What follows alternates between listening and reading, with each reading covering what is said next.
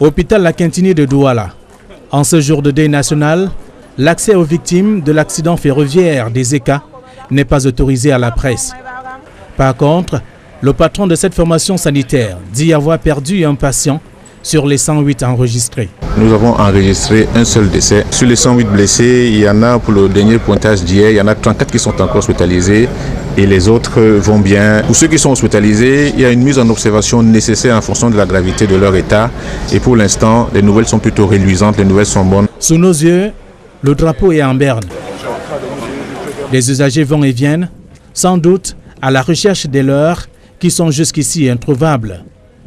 La prise en charge des patients recensés à l'hôpital La Quintini de Douala semble effective, selon le professeur Richard Ndjok. Il y a la prise en charge médicale. Ces patients hospitalisés, certains qui sont dans l'attente d'une intervention chirurgicale, on pourrait tout de suite imaginer qu'il va falloir leur avoir une provision en sang.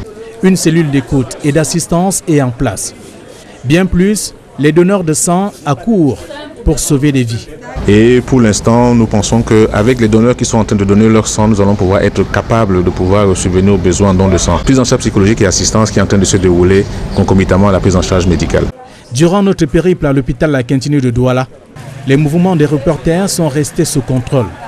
Seulement, notre caméra a pu découvrir la raison pour laquelle il nous a été interdit de faire le tour. À y voir de près, l'hôpital La Quintini de Douala, qui reçoit les victimes de l'accident des ECA, peine à se défaire de son environnement insalubre. Les herbes et le matériel défectueux inondent l'espace et ne cessent d'attirer l'attention des visiteurs.